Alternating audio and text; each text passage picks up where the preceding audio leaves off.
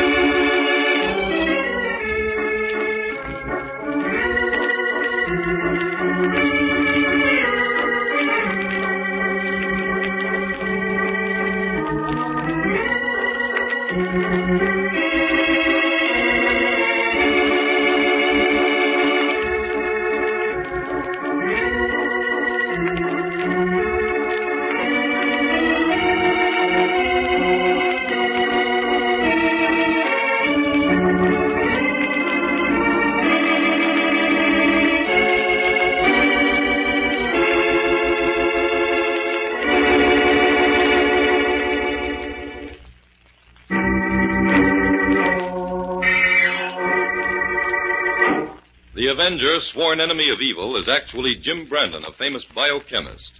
Through his numerous scientific experiments, Brandon has perfected two inventions to aid him in his crusade against crime as the Avenger. The telepathic indicator by which he is able to pick up thought flashes, and the secret diffusion capsule, which cloaks him in the black light of invisibility. Brandon's assistant, the beautiful Fern Collier, is the only one who shares his secrets, and knows that he is the man the underworld fears as the Avenger. And now, The Avenger and the Ghost Murder.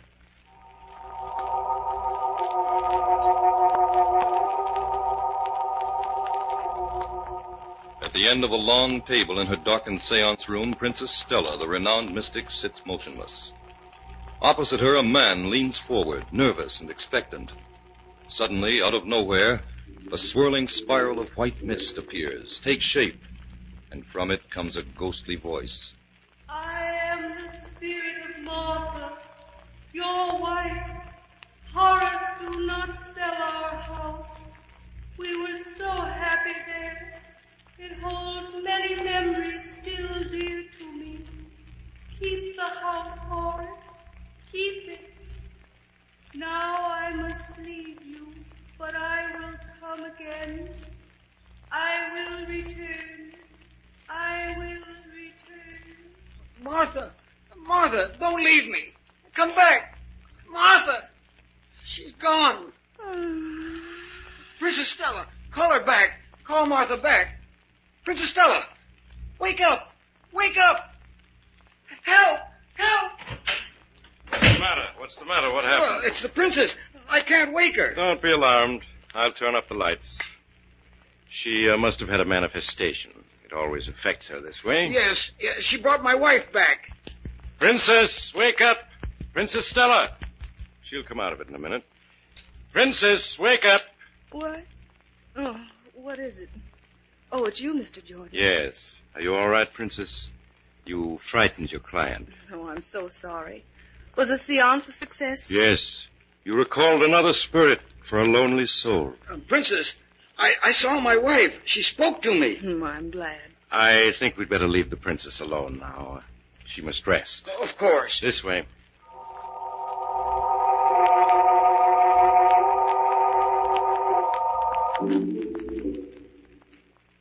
Well, how much did he pay you, Jordan?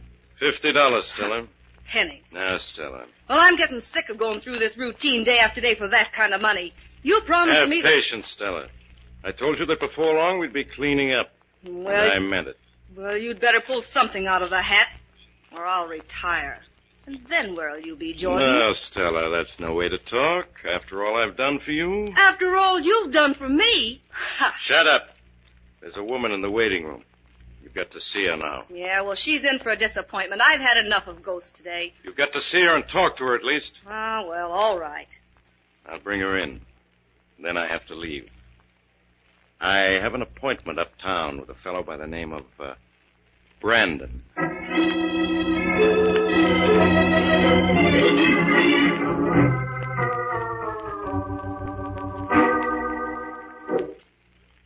Mr. Jordan, what can I do for you? Well, Mr. Brandon, I represent Princess Stella, the mystic. No doubt you've heard of her. Well, yes, I have. Well, Princess Stella is going to try for that $50,000 prize the Rollins estate is offering for a genuine manifestation.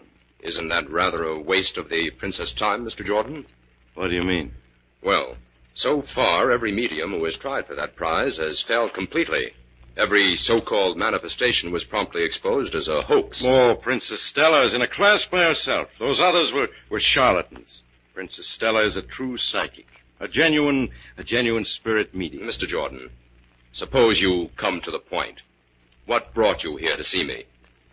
You may be a scientist, Mr. Brandon, yet I feel that some of your ideas may be in sympathy with those of the princess. Why? Well, you've written some brilliant articles about your experiments in the field of mental telepathy. So I thought you might be interested in endorsing Princess Stella as a medium. Your word would go a long way in helping us. Just a minute, Jordan. Let's clarify our terms. My telepathic experiments have to do with the concentrated thought waves of the living. That is a science. Oh, but Princess Stella is a very clever actress, no doubt. No sale, Jordan. If we win the Rollins prize, we're willing to cut you in for 10%. No, thank you. I'm not interested. As a matter of fact, I'm on the other side of the fence completely. You mean you're going to fight us? In a way, yes. You see, I promised Neil Hayden, the Rollins lawyer, to act as a judge when Princess Stella puts in her bid for the prize. You what? I'm willing to give your client a fair enough chance. If Princess Stella really can produce a ghost, I'm sure the whole scientific world will sit up and take notice. Well, thanks for being such a sport about it, Brandon. I think you understand my position. Even a true artist needs a little clever exploitation. Yes, that seems to be a generally accepted idea. Anyway, I feel we'll get a square deal from you, Brandon. I'm merely interested in keeping things in their proper places, Jordan. Mm-hmm. I think Princess Stella's so-called manifestations belong strictly in the field of entertainment, not to be confused in any way with any branch of science. Well, perhaps the princess can convert you. Well, I won't take up any more of your time. I'll see you at the seance next Thursday. Right. I'm looking forward to it. I can find my way out. Thanks for the interview. Not at all. Goodbye. Well, of all the nerve. Trying to offer you a bribe, Jim. That's the limit. I don't see how you kept your temper. Fern, Jordan is playing for big stakes, and he's not the sort to leave any stone unturned. Well, I don't trust a man like that. He's not only too glib, but too well-dressed. He's a dandy, all right. Did you notice the spats? How could I miss them? Jim, I didn't know you'd been asked to be a judge at this thing. Yes. Princess Stella is by far the cleverest medium to try for the prize, and Neil Hayden isn't going to take any chances of being duped in carrying out the extraordinary terms of the Rollins will. Who are the other judges, Jim? You've met them both, Professor Gans and Dr. Strong. Princess Stella isn't going to have an easy time of it. No. Even though Gans and Strong are constantly at odds, they'll probably agree this once, that Princess Stella is a colossal fake. Jim, can you arrange for me to go to the seance? I don't believe in ghosts, but I would. But you'd like to see one, huh? Well, yes, I'd like to see what passes for a ghost. All right, Fern. But in the meantime, we have a great deal of research to do. What kind of research, Jim? We're going to look into all the tricks that mediums use, all the accoutrements that the earthly ghost is heir to, the blaring horns and trumpets, the moving tables and the tilting chairs, and all known devices that have ever passed for ghosts. Sounds interesting, Jim. We mustn't underestimate Princess Stella, Fern. This seance will be a kind of challenge, and we can't let science take a back seat.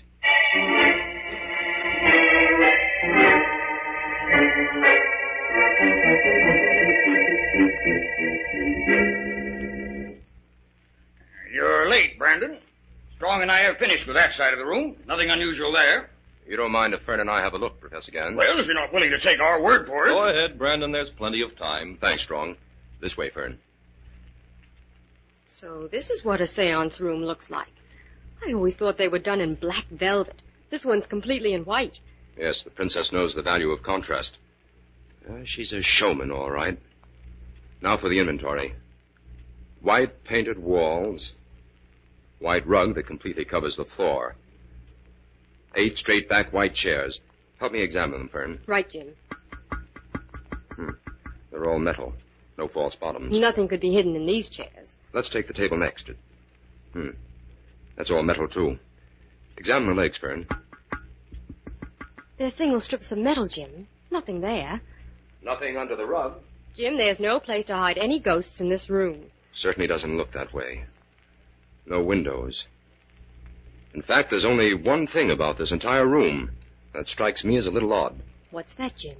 There are 4 radiators, 2 at each end. Well, this is a very large room. In cold weather, I imagine all 4 of them are needed. They're all cold today. Are you ready, Brandon? Yes, Strong, I think so.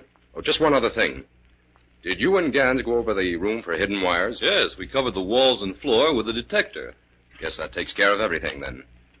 I'll tell Jordan we're ready to begin the seance.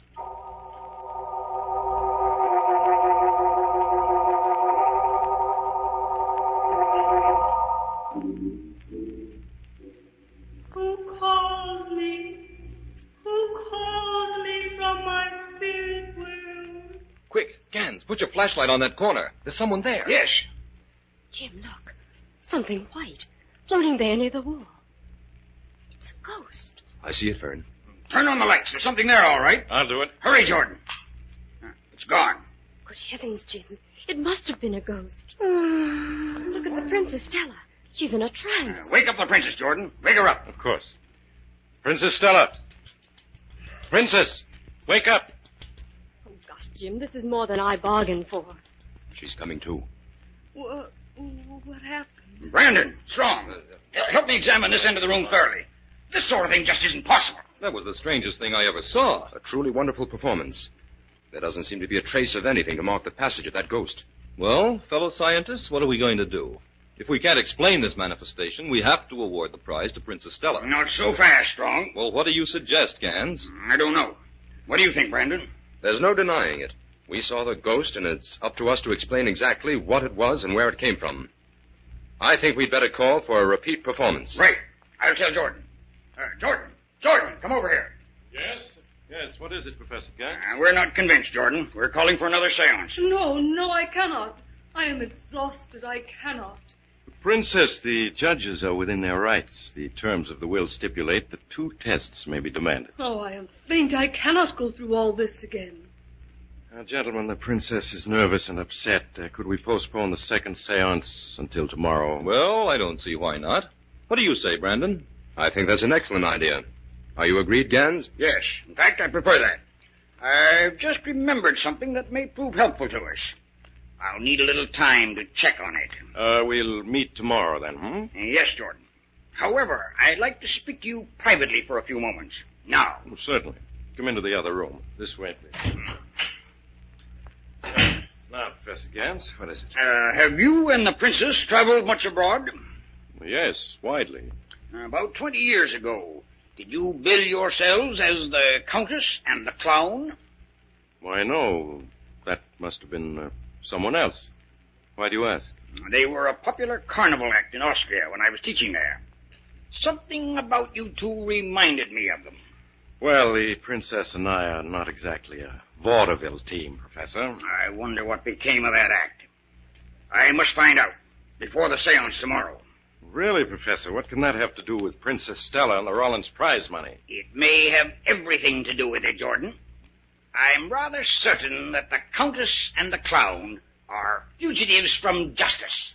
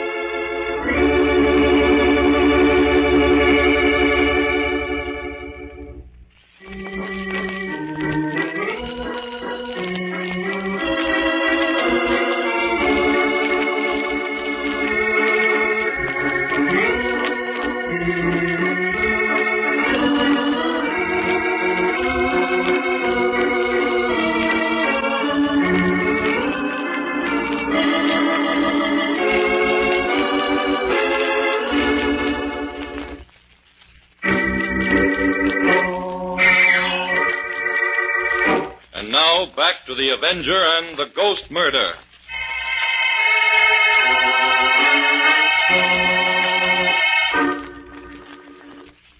Fern, we can't let Princess Stella get away with this ghost business. There's got to be an answer here in the seance room. Examine that radiator, Fern. I'll take this one. This one's cold, Jim. That's strange. This one is warm. Turn the valve, Fern. Maybe the heat's turned off. Okay. I'll see about the other radiators. Right, Jim. Fern, one of these radiators is warm and one is cold. What do you make of it, Jim? Don't know yet. I turned the heat on. We'll give them a chance to warm up.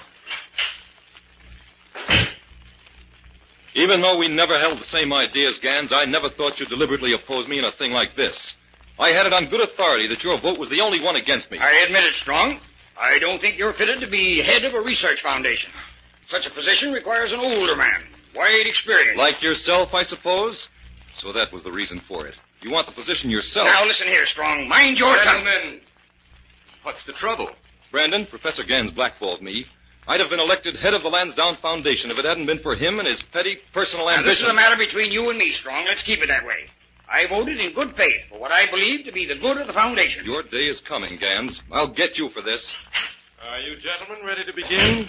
Everyone is waiting. Well, Jordan, I see you've decided to brazen it out. If you have anything to say to me, Professor Gans, say it in private. I'm afraid that won't be possible. My news will be of interest to the public. But I have decided to let you put your show on first. My news can wait. I'll call everyone in then.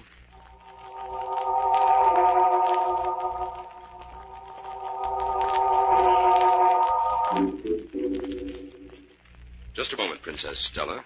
Will you sit at this end of the table today? Very well, Mr. Brandon. It makes no difference to me. Thank you. Turn out the lights, Jordan. I'll keep my flashlight on you. All right.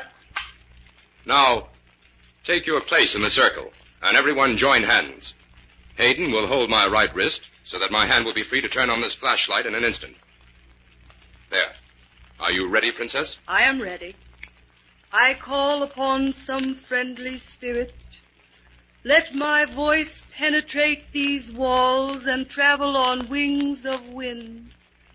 Out there in the vast unknown, I seek a friend, a lonely, unhappy spirit. I would call you back from the dark, lost valley of the beyond. Come, spirit, manifest thyself. The veil is lifting. The boundary between the living and the dead is not a barrier. It is but a frail cloud of mortal man's uncertainty. Come, kind spirit, appear, appear. The spirit approaches. Who calls? Who calls me? There it is. In the corner. A ghost. It's there, all right. Keep your hands joined, everyone. I'll turn on the lights. Hurry, Brandon. It's already disappearing. Oh, it's gone. Jim, look. Professor Gans, he must have fainted. Help me, Brandon. We'll get him out of here. Don't touch him, Strong. Why not? Look closely. There's a small dagger below his heart. What? Professor Gans is dead.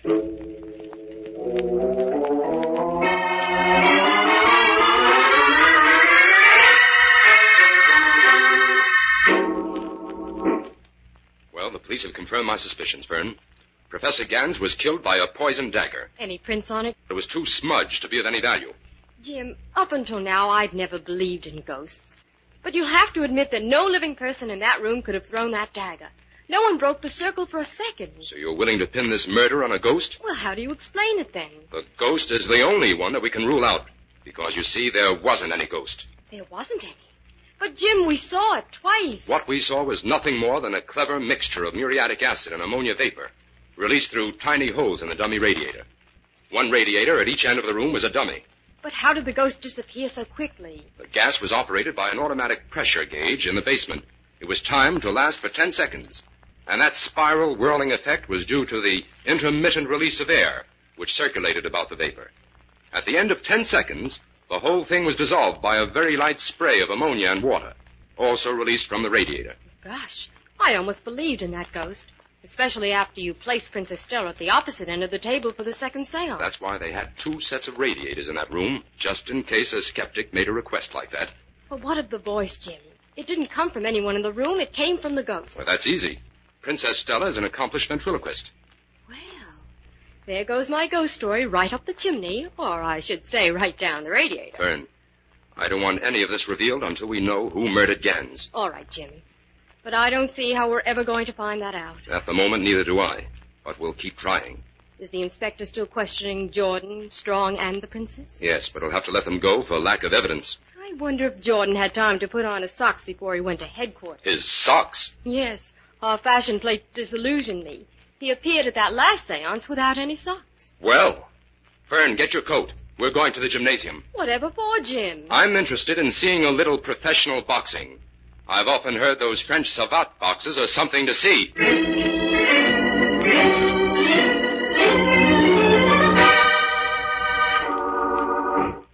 Stella, what are you doing? I'm packing, Jordan. I'm going to pull out. Don't be a fool, Stella. We're under bond. You've got to stay here and stick things out. You suit yourself. I'm leaving. Now listen to me, Stella. We still have a chance to pull through all this and win that $50,000 prize. You've got to go through with that seance today. If we stay here, we'll wind up in jail no matter how the seance turns out. What are you getting at? The police have no evidence against us. Strong was the only one with a motive for killing Gans. We're in the clear. You're wrong, Jordan. Jim Brandon knows we had a motive for killing Gans. Brandon? How could he know anything? I heard the inspector tell Brandon to search Gans' apartment. Since Gans knows who we were and all about the trouble that you got us into in Vienna, he must have had some proof of it. Brandon has that proof now, and he's just waiting for the proper time to use it. That does put us in a spot. We've got to get out of here, Jordan. I'm afraid. What are you afraid of, Stella? Did you kill Gans? How dare you say that? Now, take it easy, Stella. Listen, I'll make a deal with you. If you'll stay here and go through with this seance, I promise you have nothing to fear from Brandon. What are you talking about, Jordan? You wouldn't try... Don't worry about what Brandon knows, that's all. Is it a deal? I don't know. How do I know I'm not next on the murderers list? You're being hysterical. Now, come on now. Get things ready for your performance. If you make it a good one, Stella, we'll be on Easy Street.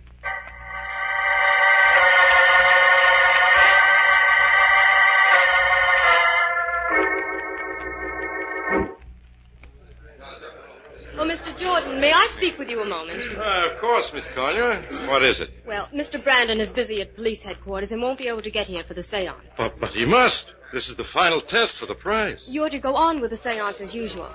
It is understood that if you convince Strong and Hayden that Princess Stella has brought about a genuine manifestation, the prize is hers. All right. I'll call the princess.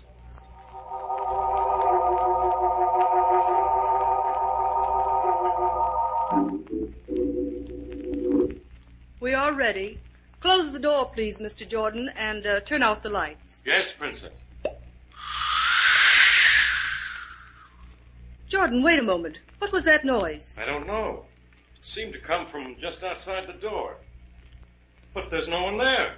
Well, close the door then, and let's get started. Join the circle, Jordan. Let me warn you all. Do not break the circle, no matter what happens. Let silence reign a moment.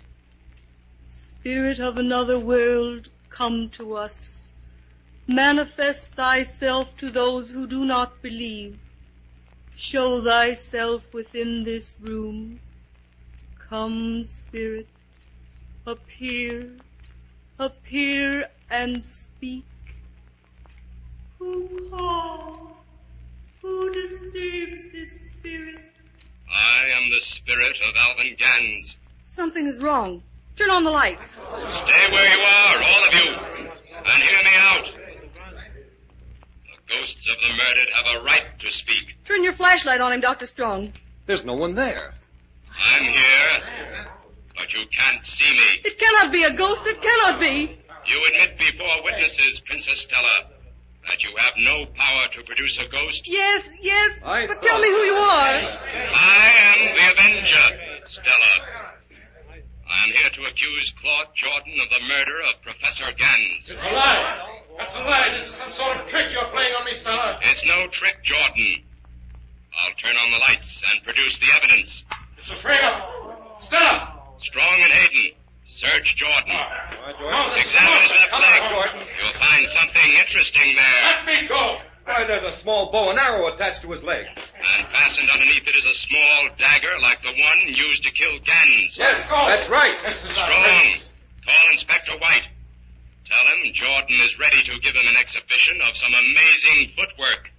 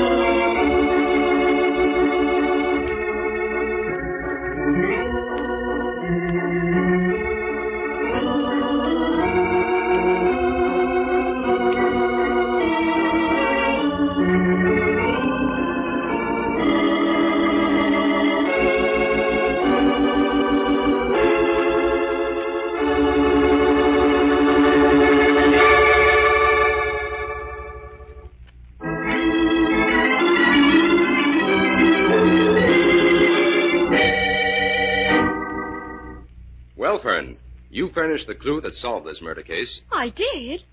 What, Jim? You noticed that Jordan wasn't wearing socks at the seance when Gans was killed. Well, how was that a clue? The thing that had us stumped until then was the certain knowledge that no one at that seance could have used his hands to drive that dagger into Gans' heart. That's right. But what if a person were just as dexterous with his feet as with his hands? You mean he could have thrown the dagger with his feet? Hardly thrown it, but he could have aimed it with his feet. Oh, I see. That little bow and arrow fastened to Jordan's leg could be set, aimed, and released by his other foot. That's right. After I'd figured that out, I realized that the smudged print on the dagger could have been a toe print. Oh, so that's why we went to the gymnasium to see those savate boxers who boxed with their feet. Yes.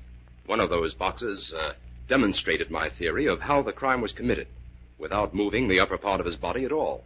Jim, just what was it that Professor Gans knew about Princess Stella and Jordan? The motive for the murder?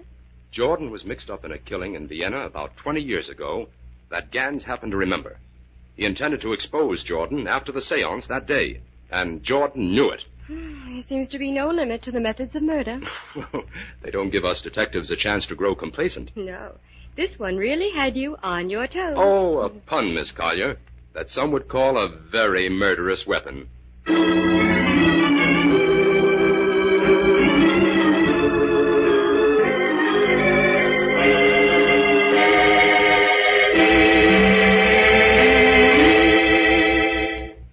All characters, names, places, and plots used in the Avenger program are fictitious. Any similarity to persons living or dead is purely coincidental.